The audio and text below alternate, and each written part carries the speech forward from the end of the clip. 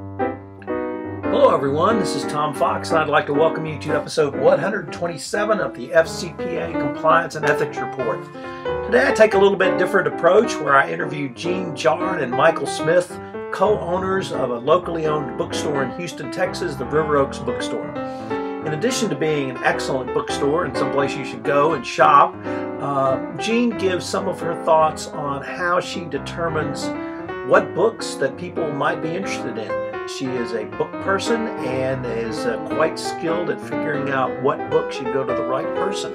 I found it to be an interesting insight into issues regarding compliance. So the episode comes in at just under 20 minutes. Like I said, a little bit different this time, but I hope you'll enjoy it. Thank you very much. Hello everyone, this is Tom Fox and I'd like to welcome you to this episode of the FCPA Compliance and Ethics Report. Today it is my distinct pleasure, and I hopefully will have a real treat for you, that I have with me Gene Jard and Michael Jones. They are the owners of the River Oaks Bookstore in Houston, Texas. I'm a longtime customer of the store, fan aficionado, and I thought I might come down and visit with them and have them tell us a little bit about the bookstore, but also events they've got coming up and what we might expect from the book industry in the next 3 months or so in terms of any books that might be coming out that we could look forward to. So with that, Gene, I really appreciate you taking the time to sit down and visit with me. I'm happy to be here and do recognize you as one of the best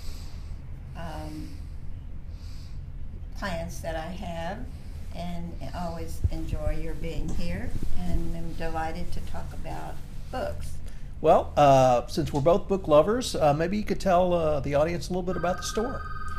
The store has been in existence for 42 years, and during that time has seen many changes in the book business. Houston has gone from a haven for several little independent bookstores to my one bookstore left in this area, independently owned and general bookstore. Now, one of the things that has always intrigued me and I've certainly enjoyed is it's really a lot more than a store. It's a conversation place. It's a place to have a cup of coffee. It's a place to talk about books. You and Mike, both avid readers. A lot of us who shop here are avid readers.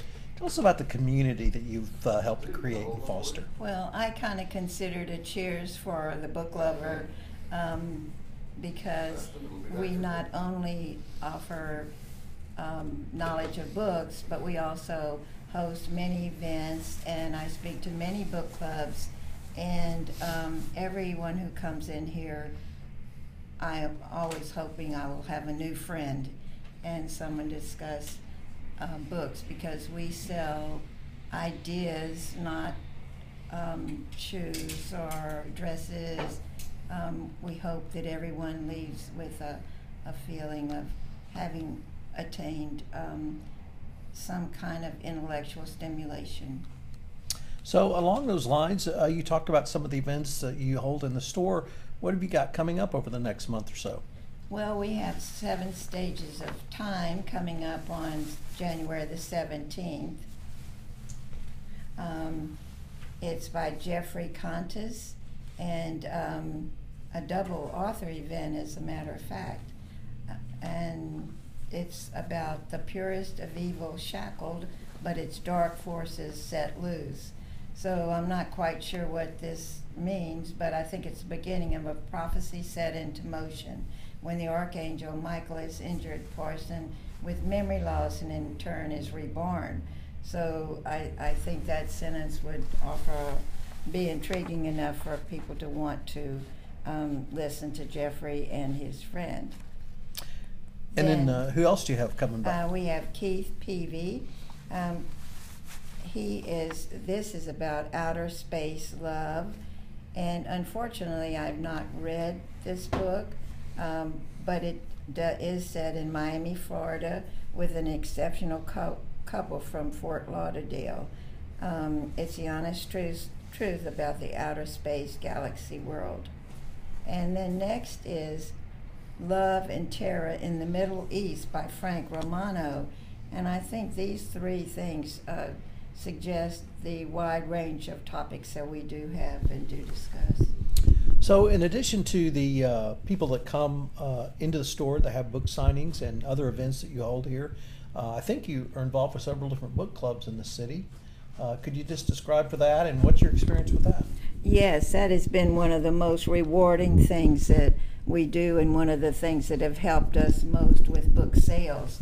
I speak to several, at least 10 book clubs who sometime meet in the store, and it's always so much fun and an adventure because they bring food, and we have glasses of wine, and it's just sort of a festive occasion. And then I tell them about some of the books I've recently read and that they might enjoy. You spoke about the not only the food and the festive occasion, but earlier on you said that what you're really selling are ideas. Yes. And you are part of that conversation on an ongoing basis because you're an avid reader. Absolutely. So what are you reading now that you could tell us about? Well, I just finished a book about the Ritz Hotel, and it was about the time when a true story about the Germans occupying Paris, and all of the people like Chanel and Hemingway who stayed in the hotel. And I always find that I'm reading more and more nonfiction, although I don't have the luxury of just reading that. And I do think you learn so much from fiction also. But there have just been so many new nonfiction books out. There was recently one on Stonewall Jackson, and I just hate to confess, but I knew nothing about his part in the Civil War, and so that's been one of our bestsellers.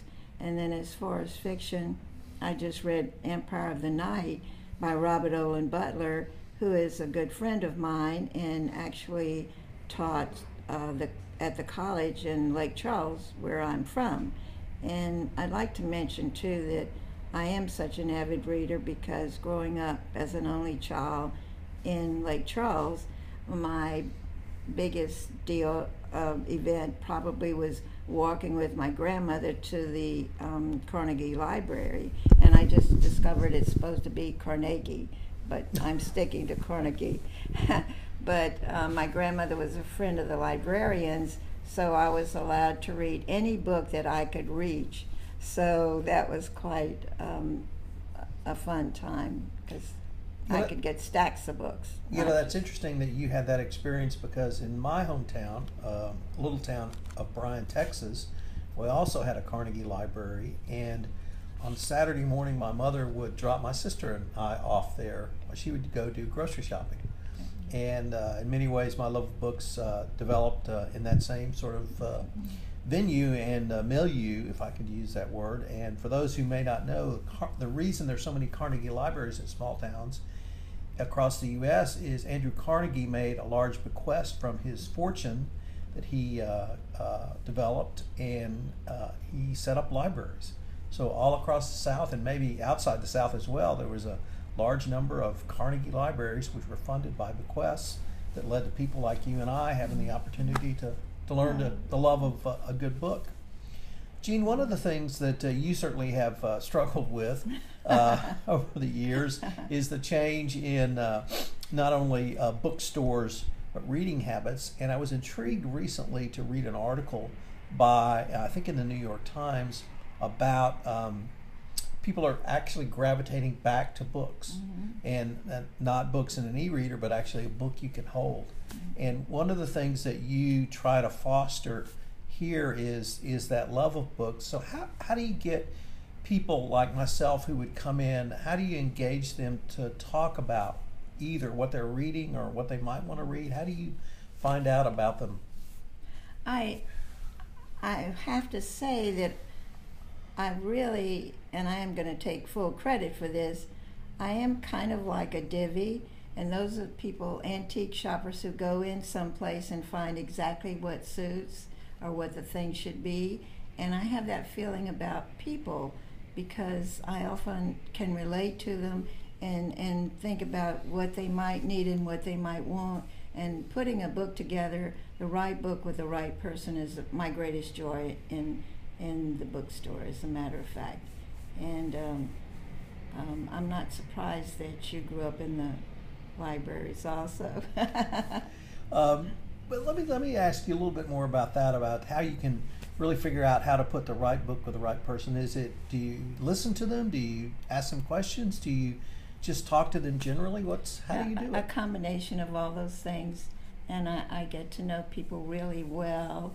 And as a journalist and interviewing people, I think that formed a background for me to learn and talk to them and know what their desires might be. And I know, for instance, I'm not going to sell an erotic book to Aunt Sarah, or for the little 10-year-old niece. So it is a responsibility. I look on it as an art form almost to find this right book.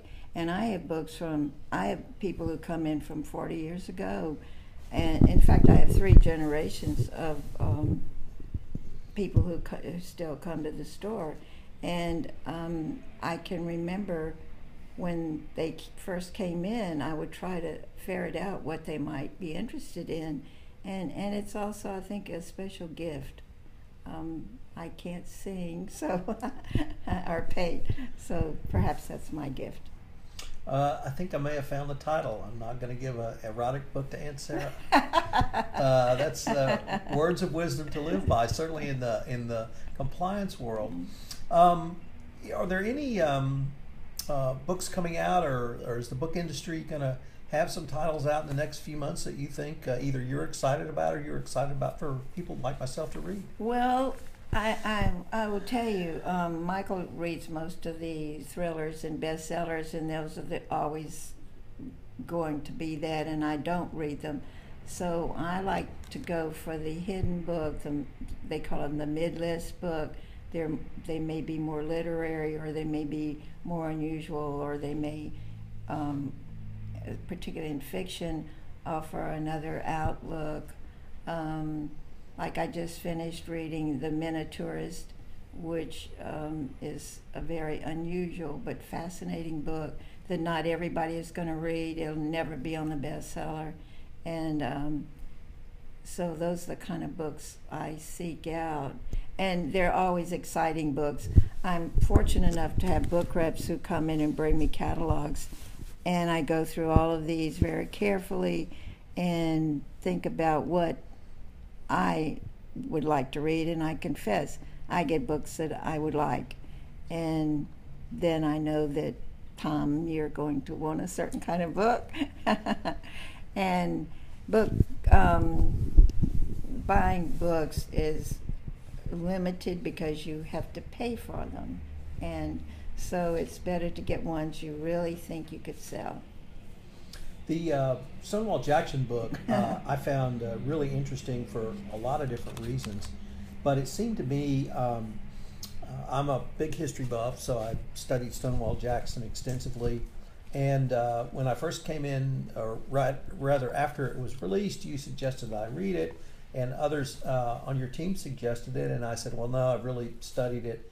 Him, and I really didn't think there was anything left to learn. But in listening to you all talk about the book and how well it was written, I realized that part of the reading experience is not just to gain information; it's the reading style. And exactly, interesting. And Michael and I often share about books we've read that we particularly like the author's style, that he really goes to a level of detail or has a writing style that is. We both have really enjoyed. And so I bought the Stonewall Jackson book and read it, and of course learned new things, because we always do, but I also was very intrigued with the style.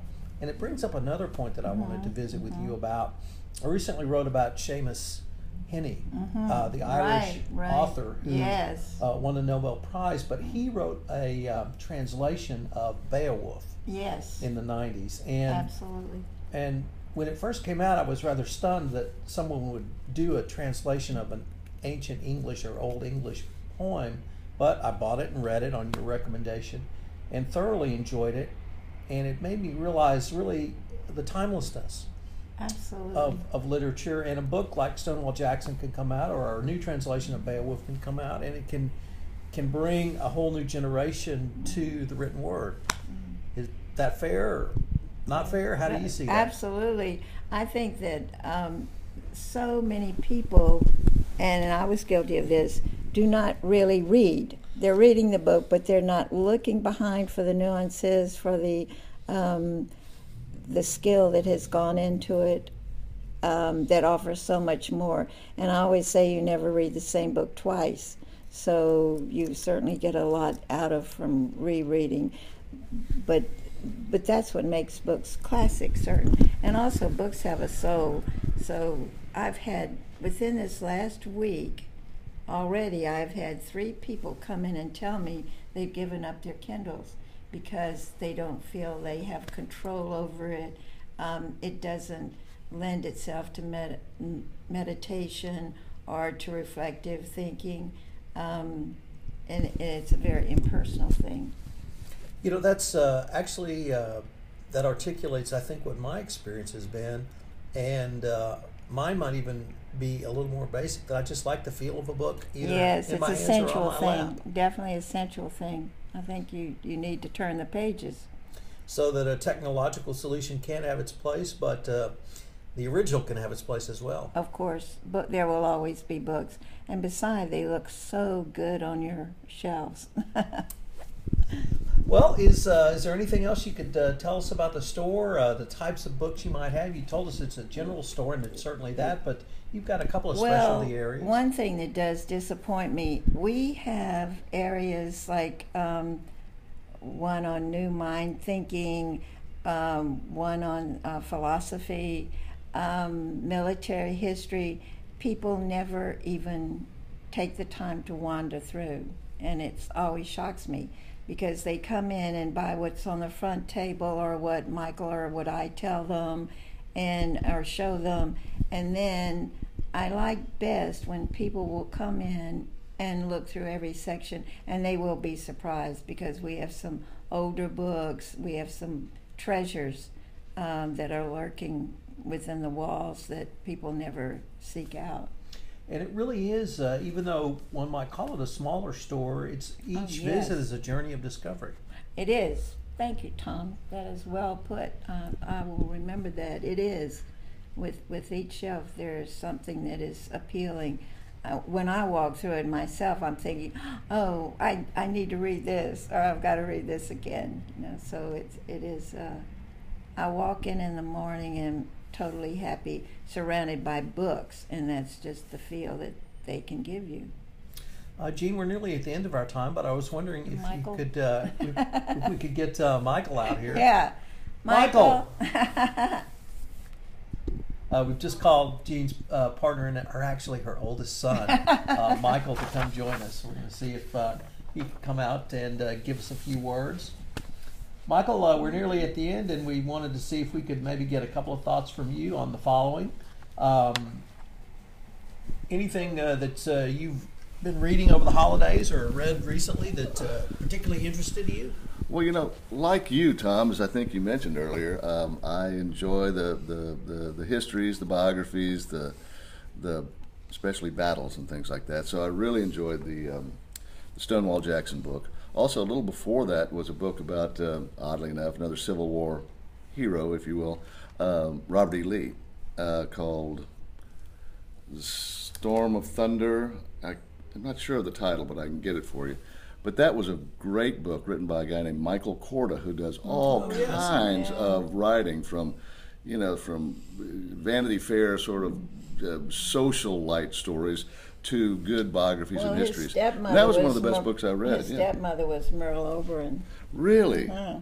See, that's interesting. And Josie, my wife, who loves to read also, as we all do, has just read an old book of his called Horse People, where he writes about the horse he set up in Connecticut and there, which is completely different than a great biography of Robert E. Lee. So it's interesting.